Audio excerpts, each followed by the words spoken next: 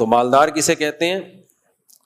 جس کے پاس 52.5 تولہ چاندی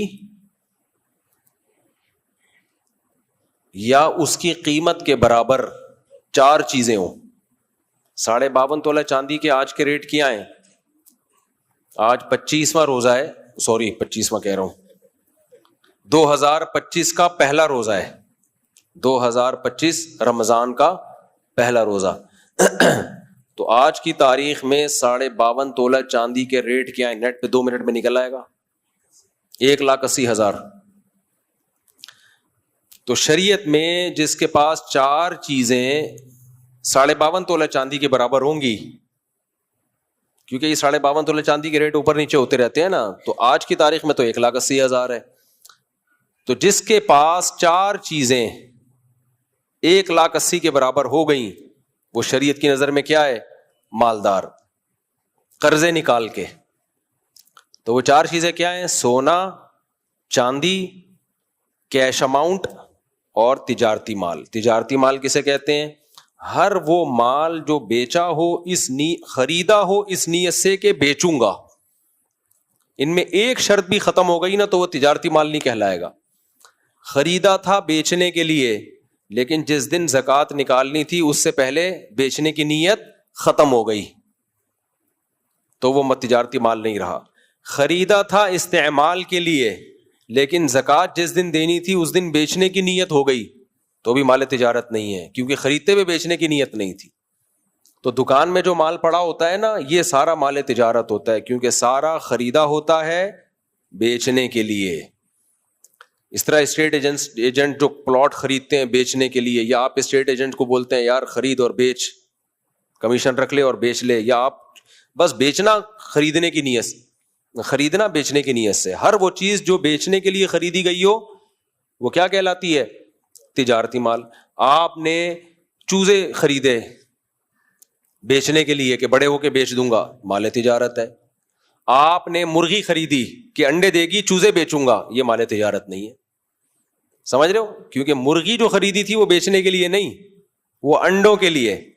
تو اس مرغی پہ زکوٰۃ نہیں ہے، کیونکہ مرغی خریدی تھی انڈے دینے کے لیے، انڈے اس لیے کہ اس کے چوزے بیچوں گا. تو بھائی جو چیز خریدی جا رہی ہے وہ بیچی نہیں جا رہی، جو بیچی جا رہی ہے وہ بیچنے کے لیے خریدی نہیں تھی. بیچے چوزے جا رہے ہیں جو بیچنے کے لیے خریدے نہیں تھے. تو یہ لگی بندی تعریف ہمیشہ کے لیے یاد کر لیں. ہر وہ مال جو بیچنے کی نیت سے خریدا ہو از کالڈ مال تجارت. اور سونا چاندی چاہے وہ استعمال کے ہوں یا نہ ہو، بہر صورت ان پہ زکوٰۃ ہے. اس بارے میں امام ابو حنیفہ کا موقف ہمیشہ کی طرح بہت مضبوط ہے. احناف کا موقف جب بھی اختلافی مسائل ہوں گے نا، آپ دیکھنا احناف کا پلڑا بھاری ہوگا. امام حنیفہ بہت بڑے فقیہ تھے، اور خاص طور پر جس مسئلے میں امام ابو حنیفہ کے ساتھ ابو یوسف اور امام محمد بھی ہوں تو وہ بہت پاورفل مسئلہ ہوتا ہے. دیکھنے میں اول نظر میں لگتا ہے بعض دفعہ دلائل کمزور ہے، لیکن جب آپ ڈیپ میں جاتے ہو تو پتہ چلتا ہے کہ بڑے خاندانی دلائل ہیں. تینوں امام کسی میں جمع ہو جائیں تو امام ابو حنیفہ کبھی یہی رائے ہے کہ زیور استعمال کا ہوگا تو بھی زکوٰۃ ہے، استعمال کا نہ ہو تو بھی زکوٰۃ ہے. ویسے استعمال کی چیزوں پہ زکوٰۃ نہیں ہوتی، لیکن سونے اور چاندی پہ ہوتی ہے. زیور نہیں، یعنی سونے اور چاندی کے زیور پہ ہوتی ہے. اور چاندی کا زیور بھی اگر وہ استعمال کا بھی ہے تو بھی زکوٰۃ ہے.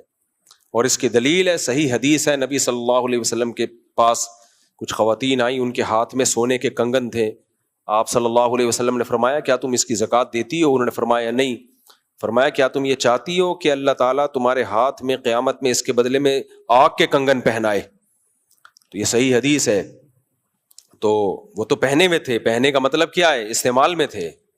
اس سے صاف پتہ چلتا ہے. اسی وجہ سے اگرچہ فقہ حنبلی میں استعمال کے زیور پہ زکوٰۃ نہیں ہے، لیکن سعودی عرب کے شیخ بن باز نے اس مسئلے میں فقہ حنفی پہ ہی فتویٰ دیا تھا کہ بہت واضح صریح حدیث اس بارے میں موجود ہے. خیر، تو زیور چاہے استعمال کا ہو، سونے اور چاندی کا زیور. تو 4 چیزیں یاد رہیں گی: سونا، چاندی، مال تجارت اور کیش اماؤنٹ.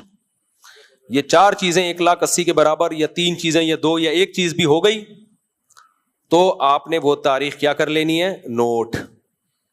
جیسے 1 محرم کو آپ کے پاس یہ چیزیں آئیں، اور جتنا قرضہ ہے وہ مائنس کر کے،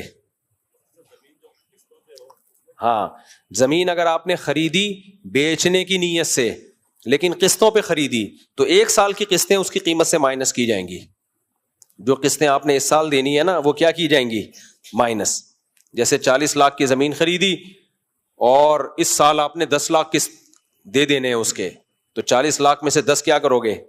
مائنس.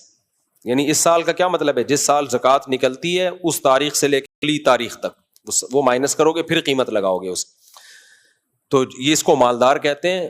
جس دن آپ کے پاس اتنا اماؤنٹ آ گیا وہ تاریخ آپ نوٹ کر لو, پھر اگلے سال اسی تاریخ کو حساب کرو. دینا جب مرضی دے دو, حساب اس تاریخ کا ہوگا, دے دو بھلے قسطوں میں, قرضہ مائنس کر دو اس میں سے. سمجھتے ہو کہ نہیں سمجھتے؟